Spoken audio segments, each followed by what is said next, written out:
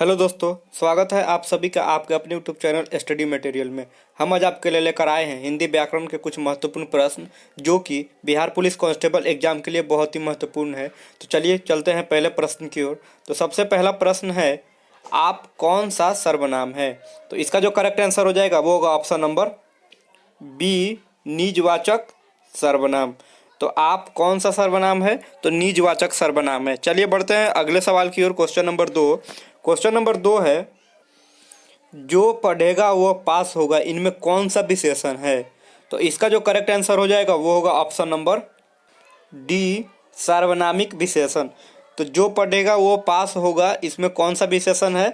तो सार्वनामिक विशेषण है। ऑप्शन नंबर डी इसका करेक्ट आंसर हो जाएगा। चलिए बढ़ते हैं अगले सवाल की ओर। Question number 3। क्वेश्चन नंबर 3 है, निम्न में से बादल का तत्सम शब्द कौन सा है? तो इसका जो करेक्ट आंसर हो जाएगा वो होगा ऑप्शन नंबर डी, वारिद। तो बादल का तत्सम शब्द कौन सा है? तो वारिद है। ऑप्शन नंबर डी इसका करेक्ट आंसर हो जाएगा। चलिए बढ़ते हैं अगले सवाल की ओर। Question number 4। क्वेश्चन नंबर 4 है, निम्न में से कौन सा द्वंद्व समास का उदाहरण है? तो इसका जो करेक्ट आंसर हो जाएगा वो होगा ऑप्शन नंबर बी, दिनहीन। तो दिनहीन कौन सा समास है? तो द्वंद्व समास है। चलिए बढ़ते हैं अगले सवाल की ओर। Question number 5। क्वेश्चन नंबर 5 है, स्वागत में डैश संधि है। तो इसका जो करेक्ट आंसर हो जाएगा वो होगा ऑप्शन नंबर सी, यण संधि। तो स्वागत में कौन सा संधि है? तो यण संधि है। ऑप्शन नंबर सी इसका करेक्ट आंसर होगा। चलिए बढ़ते हैं अगले सवाल की ओर। Question number 6। क्वेश्चन नंबर 6 है, दिगंबर का सही संधि विच्छेद क्या होगा?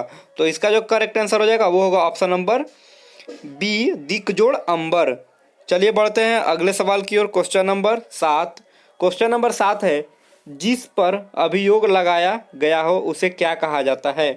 तो इसका जो करेक्ट आंसर हो जाएगा वो होगा ऑप्शन नंबर बी, अभियुक्ति।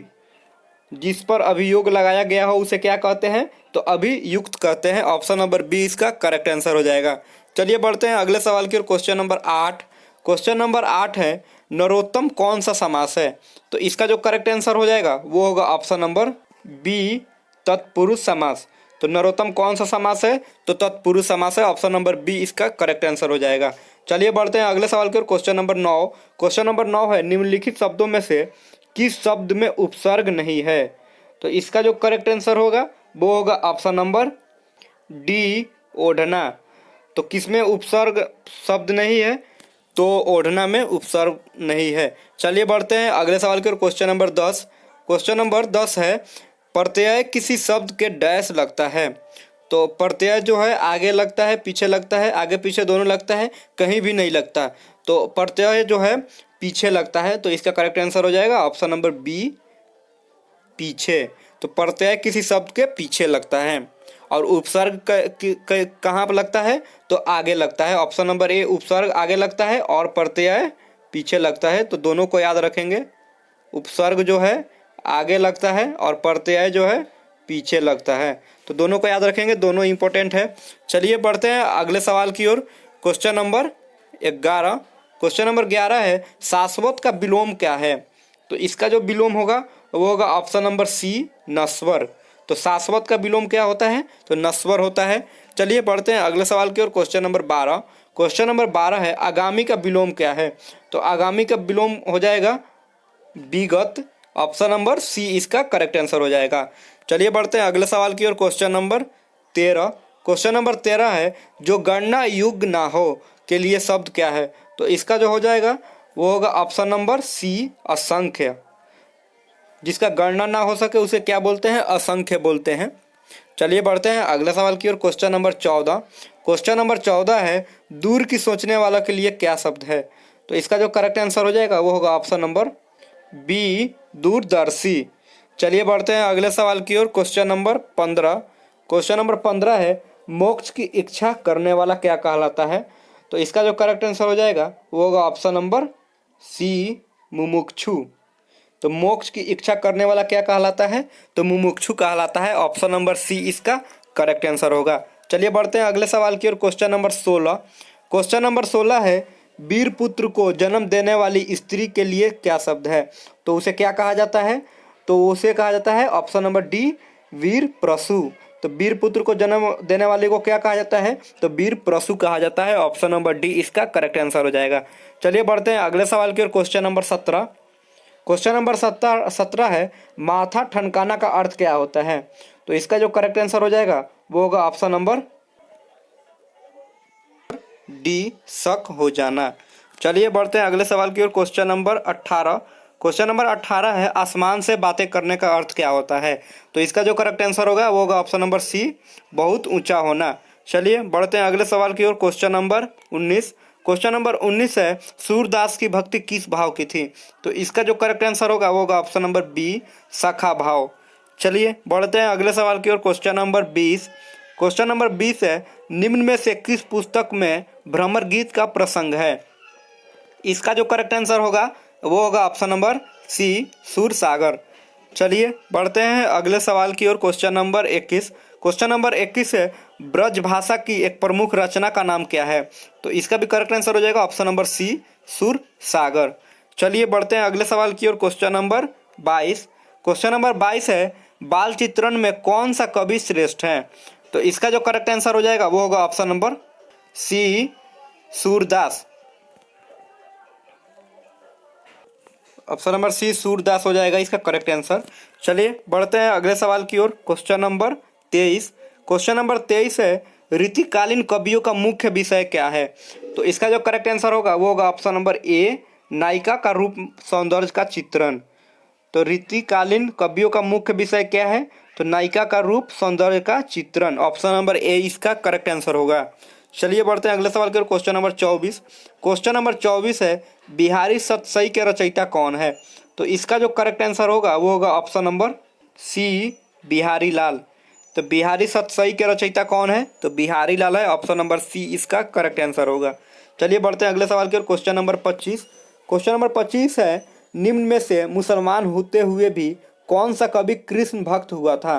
तो इसका करेक्ट आंसर होगा वो ऑप्शन नंबर डी रसखान। तो निम्न में से मुसलमान होते हुए भी कौन सा कवि कृष्ण भक्त हुआ था? तो रसखान। ऑप्शन नंबर डी इसका करेक्ट आंसर होगा। चलिए बढ़ते हैं अगले सवाल की ओर। Question number 26। क्वेश्चन नंबर 26 है निम्नलिखित में से कौन सी रचना खड़ी बोली की है? तो इसका जो करेक्ट आंसर होगा वो होगा ऑप्शन नंबर सी साकेत। तो निम्न में से कौन सी रचना खड़ी बोली की है? तो साकेत। ऑप्शन नंबर सी इसका करेक्ट आंसर होगा। चलिए बढ़ते हैं अगले सवाल की ओर। Question number 27। क्वेश्चन नंबर 27 है वनवास का समास क्या होता है? तो इसका करेक्ट आंसर हो जाएगा ऑप्शन नंबर ए तत्पुरुष समास। तो वनवास कौन सा समास है? तो तत्पुरुष समास है। ऑप्शन नंबर ए इसका करेक्ट आंसर होगा। चलिए बढ़ते हैं अगले सवाल की ओर। क्वेश्चन नंबर 28 है पंचवटी कौन सा समास है? तो इसका जो करेक्ट आंसर होगा वो होगा ऑप्शन नंबर ए द्विगु समास।